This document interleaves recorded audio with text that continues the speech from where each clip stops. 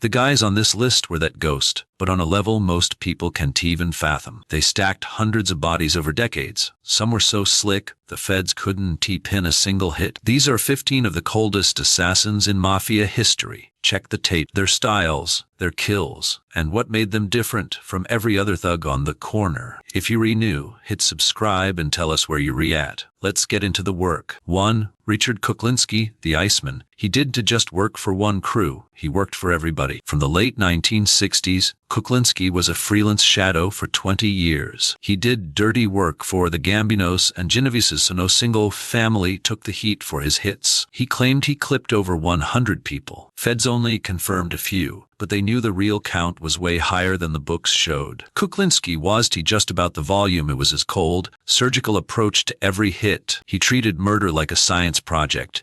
He used guns, wire, and even a damn crossbow to finish jobs. He'd spray cyanide or freeze bodies in industrial units just to mess with the coroner's clock. That freezer trick got him his name, and investigators didn't catch on for a long time. He was obsessed with scrubbing scenes and never left a single witness breathing. Standing 6'4" and pushing 250 pounds, he was a massive, terrifying wall of a man. His associates said he was like a machine. Zero emotion before, during, or after he ended someone. His wife and kids in Jersey had zero clue they were living with a professional monster. Being a family man and a stone-cold killer at once was his most dangerous trick. 2. Giovanni Brusca, nicknamed the Pig. In Sicilian mob history, few were as brutal as Brusca, the top muscle for the Corleonesi family. Brusca was the one who literally hit the button on May 23, 1992. He blew up 500 kilograms of tent under a highway to kill Judge Falcone and his team. 57 days later, he helped blast Judge Borsellino and 5 bodyguards in the Via d'Amelio bombing. In one summer, Brusca wiped out the 2 biggest threats to the Italian underworld. He didn't get those jobs by luck. He'd spent years proving he was the most ruthless trigger man. That crew took over the whole island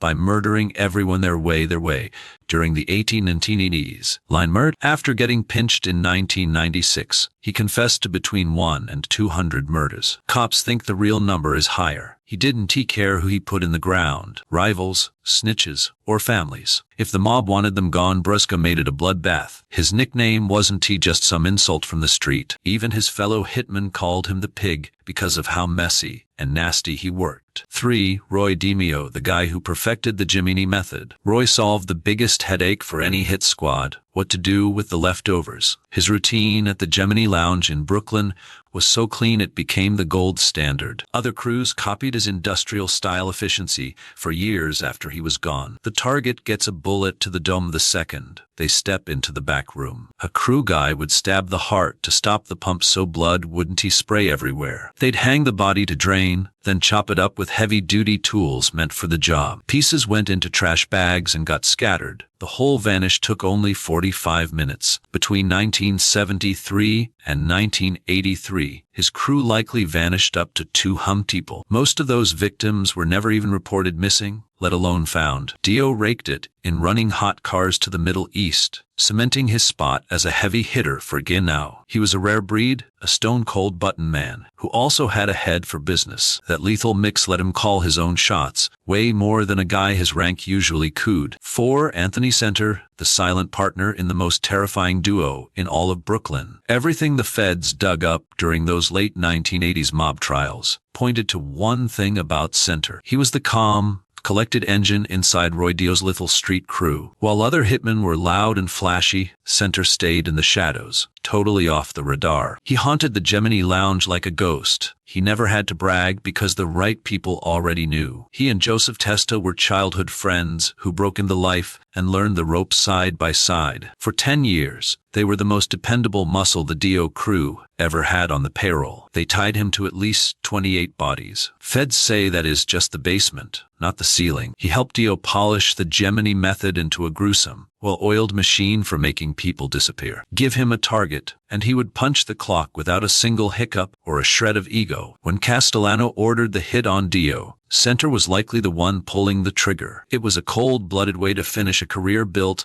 on doing exactly what he was told. In that world, he was the definition of a man you could bet your life on.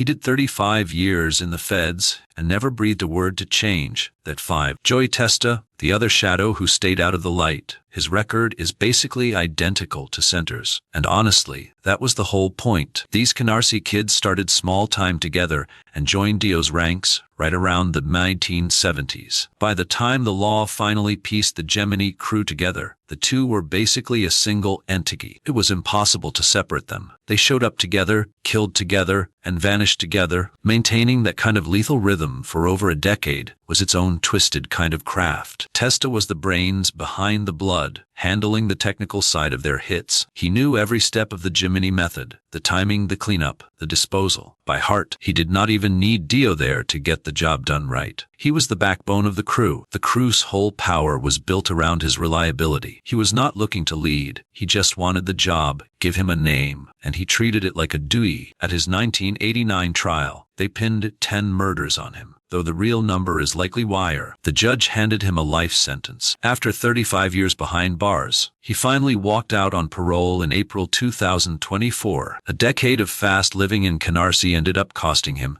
nearly 40 years of freedom. For 10 years, he was Brooklyn's biggest nightmare, yet almost no one even knew his name. 6. Sammy the Bull Gravano, the heavy-hitting underboss who actually got his hands dirty.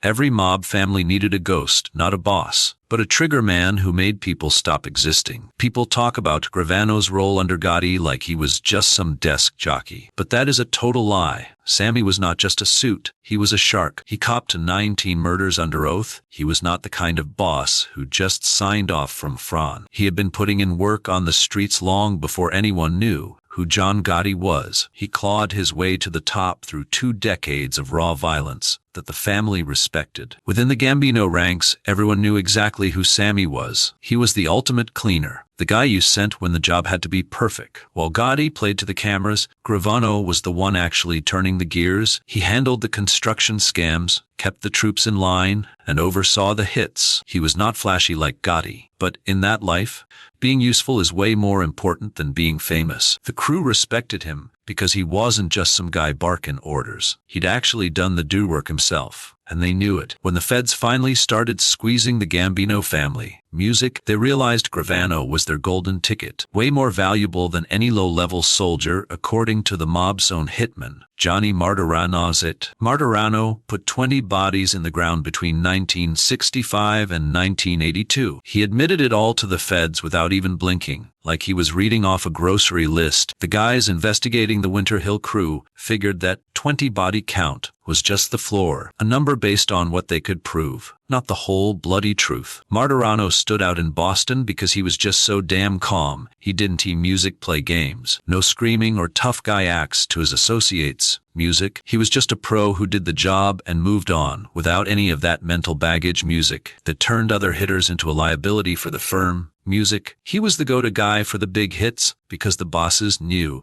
there'd be zero complications afterward. He worked for Whitey Bulger and Steve Flemmi for nearly 20 years. The violence he brought was so consistent that to the Winter Hill music gang, he was just another reliable asset they kept in the toolkit. 8. Two-Gun Tommy Desimone. This guy was in a league of his own in New York. He was so savage that even the guys using him were terrified of him. A Lucci's associate from Queens, he'd been a criminal since he was a kid and helped hit that Japteen 78. Music. A $5.8 million score. Joe Pesci's portrayal in Goodfellas music, which snagged him an Academy Award. Wasn't he some movie exaggeration? According to his crew, it was the real deal. Music. What made Tommy so dangerous was the body count, but his lack of a filter. Most hitmen follow music, the rules, permission, timing, and vetting. Tommy just killed whenever he got mad. No green light needed, which made his own guys feel uneasy. Henry Hill, the guy whose life story became the movie Goodfellas, said Tommy was a powder keg ready to blow music at any moment for any reason. They used him because he'd do the dirty work others wouldn't, and he never hesitated once he started. In mob talk, they said he'd do anything, and in that world, those words were terrifying. Music in that life, that phrase was literal. 9. Music gaspipe Casso, the Lucchese killing machine. Casso ran the Lucchese family with Vicamuso during the mob's bloodiest era music in history, and he wasn't just a boss. He personally admitted to 36 music murders, putting him in a class of his own as both a leader and a hitman. Most bosses just order hits. Casso music went along for the ride. He survived a parking lot ambush in 1986 that Shuv killed. He recovered, found the shooters, and wiped them off the map. It was business, not personal. He handled his own attempted murder like any other logistical snag. His secret: too dirty music. Night detectives who sold him the names of informants in music gave him an edge that no other family boss ever possessed. Music. He knew about investigations weeks early. He knew exactly who the rats were. He knew when to move and when to hide. Music. That combo of bloodlust and inside info made him Music, the most dangerous man in the American underworld. Meet Charlie Carneglia, John Gotti's ghost. This guy didn't want the limelight. He didn't bother building a brand. Only the people who needed to know his name actually did. Deep inside Gotti's crew, he was the guy who handled business without a peep. That silence. Out at his East New York scrap yard, where feds proved victims were melted in acid barrels, his operation made evidence vanish entirely. Hard to build a murder case when there's no corpse, no clues, and nobody's talking. During the 2009 trial, the truth came out about him hitting a court official and several marchers, plus that 1990 hit on Louis Dono, a Gambino soldier who blew off a meeting with Gotti. Carneglia ran wild for 30 years without the 30 years. He stayed untouchable because he was disciplined and knew how to scrub a crime scene. He wasn't celebrity, but he was probably the most valuable guy they had, the one who made things stay gone so cops never had a lead. Music number 11. Meet Joe the Animal Barboza, the scariest hitman in New England. Trust me, that nickname fit. Trust me. His bosses, the people terrified of him, and even the feds all called him that while trying to nail him. Music. It wasn't just a label, it was exactly who he was at his core. This Portuguese-American kid from New Bedford climbed his way up the Massachusetts mob ladder. He copped to 26 hits, but cops figured his real body count was way higher than they could prove. What made him a standout in the Patriarca family's muscle squad was a mix of raw power and a total lack of fear that let him handle jobs other guys couldn't touch. Music. He was a beast, a trained boxer who'd use whatever he could grab to finish a job. Music, whether it was heat, a blade, or just his bare fists, he was lethal. He never blinked during a hit and definitely never lost any sleep afterward. The family brought him in for special jobs. In the 1960s, he was the most terrifying hired gun in the region. And in a place as cutthroat as New England back then, that reputation meant everything. Raymond Patriarca, the big boss in Providence, ran the show for decades and relied on Barboza because he could point him at a problem and know it was handled with zero drama. Music. No hand-holding required. Number 12. Abe Kid Twist Reels. Music. Murder Inc.'s main triggerman, Abe, was running the streets of Brownsville, Brooklyn, back in the 1930s. Music. He was the busiest hitman in the whole Murder Inc. crew, that group of enforcers doing the dirty work for the National Crime Syndicate. Music. It was basically the joint muscle for the Italian and Jewish mobs running the East Coast. Cops figured he'd personally done or overseen over 30 hits by the time they grabbed him and him. Even the other stone-cold killers in the crew, guys who knew violence inside out, said he took lives with a chilling ease. His choice of tools was strictly business. An ice pick didn't make noise, didn't need bullets, and left a hole most people would miss. He'd use a cord or his bare hands if he had to, standing at only 5'2". Music. He didn't look like a threat, which was his secret weapon. Victims didn't realize as he was dangerous too late. He didn't make a scene, he just showed up, finished the job, and vanished. Music. Murder Inc. relied on guys like him, killers who followed orders from the top without question, did exactly what they were told, and kept their mouths shut. For nearly 10 years, he was the baddest man in all of Brooklyn. Music. The whole borough's underworld knew exactly what he was capable of. Number 13. Music. Harry Pittsburgh Phil Strauss, the busiest killer in Murder Inc. If there was a leaderboard for debt, Harry was sitting right at the top. Even lowball guesses put his body count at 28. Feds figure his body count hit between 100 and 500. It wasn't about if, Just how many cold cases were actually his? We read talking hits spread across the entire country back then. Strauss was a pro. Pure ice, zero emotion, a master of the craft. No heat, no tools. He'd find what he needed on site, then vanish. No gun charges, no paper trail, zero links to the job. He hit 6 states in 2021 alone. Big syndicates shipped him nationwide because the man never missed. He worked 6 states, killing for anyone who paid the fee. 18 collars, 0 convictions. He was a ghost in the system. That's discipline. The mob kept him safe while he clipped bookies. Rivals, snitches, it didn't matter. He deleted a target without a single shred of remorse. Then there's Lepke Bachelter, the only boss to ever get the chair, the heavyweight of New York's labor rackets and Murder Incorporated. People forget he wasn't just some suit calling shots. He wasn't a businessman who killed. He was a killer doing business. He clawed his way up through blood, not boardrooms. Even as a top dog, the threat of violence was his go-to. Murder Incorporated, he and Anastasia dropped maybe 1,000 guys in 10 years. He did manage from some ivory tower. It was his engine, silencing rats and crushing the competition. He held New York's industries in a literal death grip. When Lex spoke, it wasn't a suggestion. Between the order and the hit, there was only logistics. Prosecutors called him the most dangerous man alive, the ultimate threat in the American underworld, not just for his own kills, but for the army he controlled. 15 Albert Anastasia, the Lord High Executioner. That wasn't a tableau nickname, it was his actual job title. The outfit called him that because that's exactly what he was. Ran the whole operation for a decade until it all crashed, overseeing 1,000 contract hits for the National Crime Syndicate. And he wasn't just a manager, he was a participant. He proved his worth in blood long before Murder Incorporated started. Sentenced to die in 21, he spent 18 months on death row. Then a retro happens and, boom, all 4 witnesses vanish. Missing witnesses became his signature move for 2 decades. People were too damn scared of him to ever testify. He was one of the 4 who put Joe Masseria down, even clipped his own boss, Mangano, to take the family throne. For 30 years, he was the guy the real killers feared. In a world of monsters, he was the one they all avoided. He held that power until his own circle decided he had to go. Keeping him breathing cost more than burying him. These 15 guys are the gritty truth behind the whole mobster myth. The big shots in the photos and the court hearings. Those Senate trials, none of that happens without guys like these doing the heavy lifting at the bottom. Soldiers who went where they were told and did what they were asked, proving they were rock-solid-looking bodies. Reliable. The crews running them knew exactly what they were dealing with. They weren't icons like the bosses. They were just tools. And when they became a liability or a snitch risk, when the feds started closing in, when the bosses felt the heat, they tossed these guys aside like used shells, just business to business. Beyond the violence, these 15 men shared one reality. They served a crew that would clip them a heartbeat. A few of them learned that the hard way. They had names: Richard, Giovanni, Roy, Albert.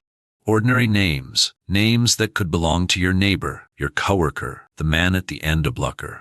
But behind each name was a life built entirely on violence, and a death that proved the same. Because every single man on this list was ultimately consumed by the world he chose to serve.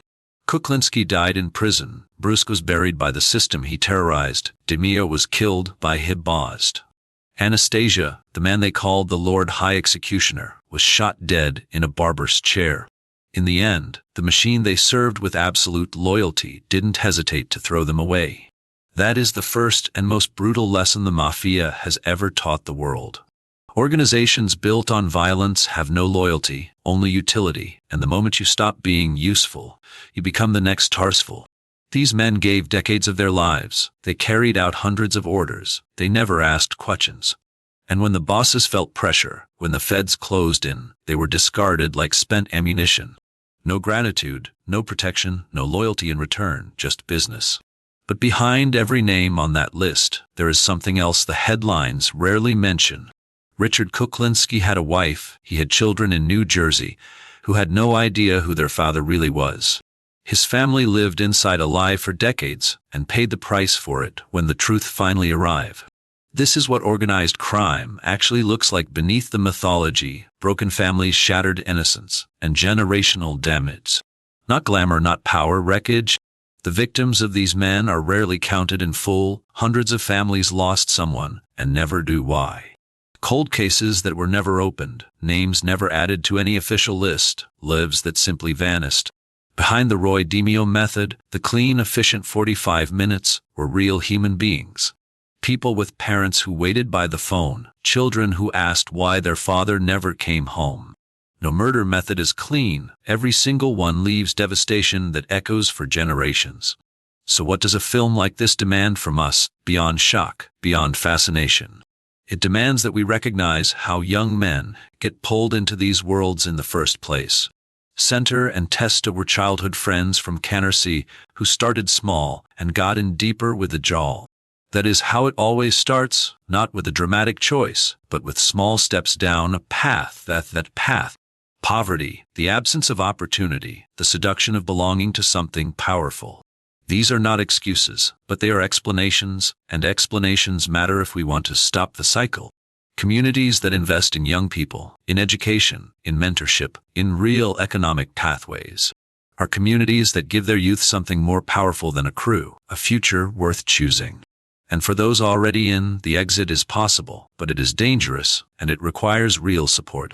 Because the men in this film who tried to leave, or who talked, faced the same fate as their targets. The system that recruits you will not let you go quietly. That truth alone should be enough to a young person think twice. The victims of organized crime deserve more than footnotes in someone else's story. They deserve investigations that never stop, families that are heard, justice that refuses to go cold.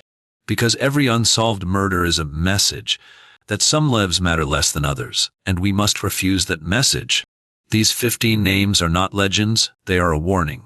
About what violence does to the people who commit it, the people who suffer it, and the communities behind.